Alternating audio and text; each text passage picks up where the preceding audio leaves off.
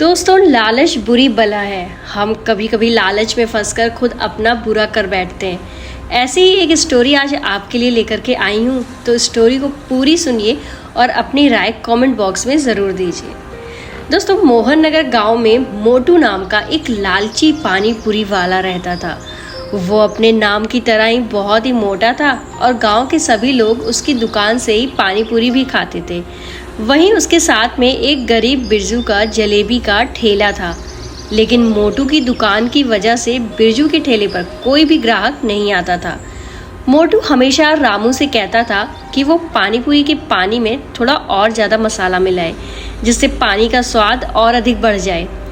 रामू मोटू की लालच और झूठी बातों से बहुत परेशान हो गया था, लेकिन फिर भी उसकी बातों को रामू मानता था। मोटू की दुकान पर ग्राहकों की भीड़ लग जाती थी और वो हर रोज़ खूब पैसे कमाता था। तो वहीं बेचारे बिरजू अपने ठेले पर बैठा ग्राहक ना आने के कारण परेशान रहता था।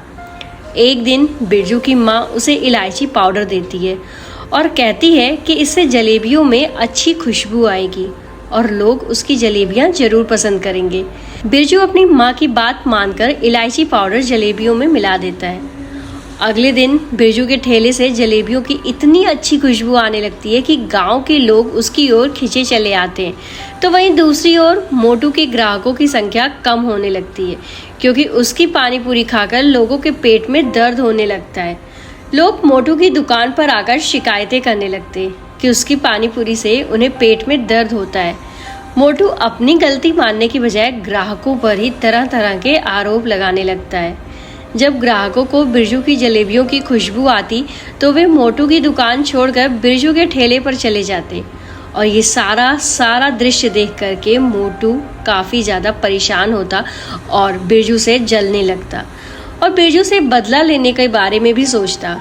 फिर एक दिन वो एक वैद्य के पास जाता है और उससे एक ऐसी चीज़ मांगता है जिससे खाने से लोगों के पेट में दर्द हो जाए। वैद्य उसे एक खास मसाला देते हैं और चेतावनी भी देते हैं कि इसका इस्तेमाल बहुत ही सावधानी से करना है, वरना ये किसी की भी जान ले लेगा। मोटू ये मसाला अपने घर लेकर के आता है और अपनी पत्नी बिंदु को उसे संभाल कर रखने के लिए कहता है। बिंदु को शक हो जाता है कि ये वही मसाला है जो मोटू पानी पूरी में मिलाता है और वो थोड़ी मात्रा अपने लिए भी निकाल के रख लेती है। अगली सुबह मोटू अपनी दुकान पर जाता है, लेकिन मसाला घर पर ही भूल जाता है। वो रामू को घर भेजता है ताकि वो बिंदु से मसाला लाकर उसे दे दे। जैसे ही रामू घर पहुंचता है, घर के अंदर से बिंदु के चीखने की आवाज़ सुनाई देती है।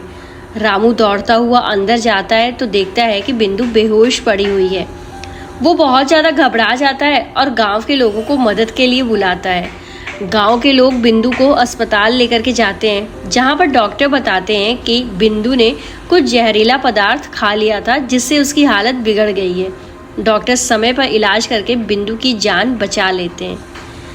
इस घटना के बाद गांव के लोगों को मोटू की सच्चाई का पता चल जाता है और वे समझ जाते हैं कि मोटू ने अपने लालच में आकर गलत मसाला पानी पूरी में मिलाया था, जिससे लोग बीमार हो रहे थे। गांव के लोग मोटू की दुकान बंद करवा देते हैं और उसे गांव से बाहर निकाल देते हैं। दूसरी ओर बिरजू की मेहनत और ईमानदारी का फल बिरजू को मिलता है। उसकी जलेबियां पूरे गांव में मशहूर हो जाती हैं और उसकी कमाई और भी ज़्यादा बढ़ जाती है। बिरजू की माँ उसको गर्व से देखती है और उसे अपने पिता की तरह मेहनती और ईमानदार बनने की सलाह देती है।